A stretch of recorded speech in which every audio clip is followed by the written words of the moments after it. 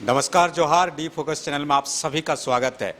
बोकारो के वरिष्ठ समाजसेवी में से एक सुशील चौधरी को राष्ट्रीय लोक जनशक्ति पार्टी की तरफ से एक बड़ी जिम्मेदारी दी गई है। उन्हें राष्ट्रीय लोक जनशक्ति पार्टी लेबर सेल का प्रदेश अध्यक्ष मनोनीत किया गया है और इस समय बोकारो में पार्टी से जुड़े कार्यकर्ताओं, शुभचिंतकों और उनके चाहने वालों की तरफ से यहाँ जोरदार स्वागत किया जा रहा है। एक बड़ी जिम्मेदारी दी गई है, चूंकि बोकारो मजदूरों का क्षेत्र कहा जाता है, कर्मचारियों का क्षेत्र कहा जाता है और इस लिहाज से इन्हें जो जिम्मेदारी दी गई है, इस जिम्मेदारी को किस तरह निर्वहन करेंगे, इससे लेकर इनसे जानने की कोशिश करते हैं। सबसे पहले तो आपको जिस पोस्ट के लिए चुना गया है उसके लिए सबसे पहले बधाई। और बताइए कि एक बड़ी जिम्मेदारी राष्ट्रीय लोक जनशक्ति पार्टी की तरफ से आपको दी गई, क्या कहेंगे आप? मैं इस पार्टी में पहले हमारी पार्टी जो थी लोक जनशक्ति पार्टी, माननीय रामविलास जी के साथ हम लोग 22 वर्षों से साथ में रहे इस पार्टी में। और अब मुझे इस पार्टी राष्ट्रीय लोक जनशक्ति पार्टी का ये प्रभार मुझे दिया गया, बुला करके दिया गया दिल्ली में। ये मुझे जिम्मेवारी, चूँकि हम लोग इस पार्टी से पुराने मंत्री जी के साथ हम लोग का लगाव है, मुझे ये जिम्मेवारी दी गई है। अब मैं पूरे झारखंड प्रदेश में लेबर को जो शोषण हो रहा है, आज तक अभी तक जो भी शोषण हो रहा है वो लेबर पर ही होता है और दूसरे किसी की शोषण नहीं होती है।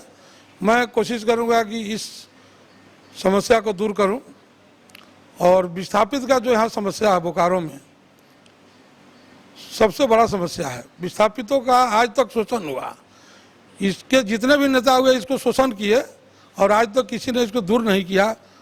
वो चाहे यहाँ पर समरेश सिंह जी हो, अग्रवाल महतो जी रहे, विस्थापित के बड़े बड़े नेता यहाँ हैं, लेकिन आज तक कोई विस्थापित के लिए किसी ने काम नहीं किया। और हम लोग कोशिश करेंगे कि ये विस्थापित का जो भी मुद्दा है इसको मैनेजमेंट से बात करेंगे और माने जोरदार मजबूती से इसको दूर करेंगे। इसमें किसी तरह की कटौती नहीं होगी। यहाँ बहुत से NGCS के नेता हैं, अपने जब भी मुद्दा, बड़े यूनियन है बोकारो जिले में, बहुत बड़े बड़े यूनियन है, लेकिन आप चूंकि बहुत ही अनुभवी नेता के रूप में बोकारो में जाने जाते हैं और लेबर सेल कहा जाता है कि बोकारो में अभी जो वर्तमान में मजदूरों की स्थिति है, विस्थापितों की, जैसे आपने बात कही, मजदूरों का शोषण होने के साथ साथ अभी उनके तरफ जो उदासीन रवैया बोकारो मैनेजमेंट के साथ साथ आसपास के बहुत सारे छोटे उद्योग है, उनकी तरफ से भी एक तरह से कहा जाए कि उदासीन रवैया अपनाया गया है। तो क्या कुछ रणनीति बनाई जाएगी और मजदूरों को लेकर आंदोलन का संकनाद होगा राष्ट्रीय लोक जनशक्ति पार्टी की तरफ से बोकारो में? राष्ट्रीय लोक जनशक्ति पार्टी की तरफ से पूरे बोकारो एवं पूरे झारखंड में मजदूरों के लिए सबसे पहला लड़ाई होगा हमारा सेम काम और सेम मजदूरी। ये लड़ाई है, सेम काम सेम मजदूरी। आप हमसे काम लेते हैं, BSL का जो अधिकारी या सरकारी कोई भी वर्कर है, अगर उसका काम हम करते हैं, मजदूर करता है, तो उसको वो मजदूरी मिलना चाहिए। ये लड़ाई हमारी सबसे प्राथमिकता होगी और हम लोग इसके लिए बहुत जोरदार लड़ाई लड़ेंगे और अंतिम छोर तक लड़ेंगे जब तक ये नियम लागू सरकार नहीं करती है, तब तक।